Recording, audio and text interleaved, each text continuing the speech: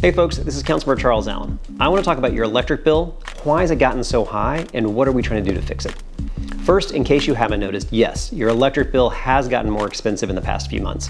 On average, most people's bills have gone up by about $7 a month, but my office has been seeing folks with even bigger increases. It's jamming people up as the cost of living is going up all over the place. And I'll warn you right now with more bad news. It's going to get more expensive next year. In fact, if nothing changes and all the planned data centers come online, DC residents could see their bills increase by as much as $70 per month in the next 3 years. Here's why. The electricity that Pepco is buying from our region's grid manager, PJM, has gotten more expensive. PJM's grid covers about 13 states plus the district, in total providing electricity to 67 million people. Now, there are two reasons why it's getting more expensive. First, demand for electricity has jumped a lot as more and more data centers are being built and connected to that grid. And second, PJM has done a terrible job at adding new sources of energy to the grid. There are projects that have actually been waiting to connect since 2021. So we've arrived at this moment where there's a big spike in demand for electricity from these data centers and the 67 million people who depend on the grid, and there's suddenly not enough electricity to go around. Now, PJM is one of 7 regional grids that manage electricity across the continental United States. And PJM has routinely been ranked as the worst at the process called interconnecting, or adding new power sources that could be anything, including a natural gas plant or a large solar installation.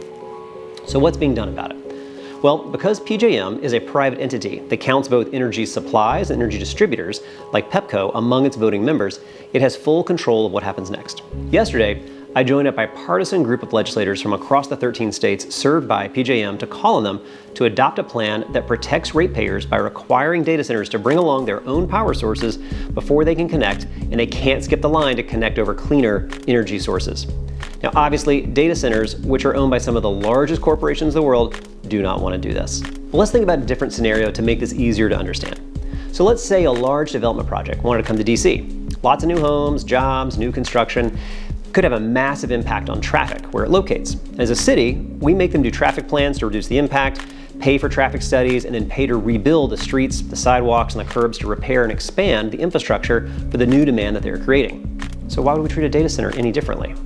If we want to head off the reality of both really expensive electric bills and an increased risk of blackouts, PJM needs to take this seriously right now. And the good news is there's a decision point coming this week.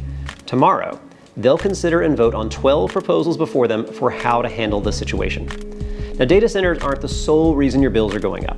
PJM has been far too slow to bring online more renewable projects in a timely manner.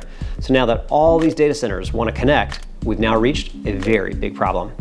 Now, Pepco is a voting member, and I've sent a letter to them co-signed by every single member of the DC Council, urging them to support this bipartisan proposal.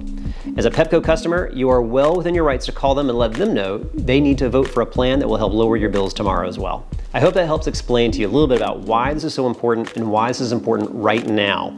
I'm really proud of the DC Council speaking in one unified voice to take action and lay out a proposal and partnering with jurisdictions from 13 other states in our region. It's important, and I want to make sure you understand and know why this matters right now.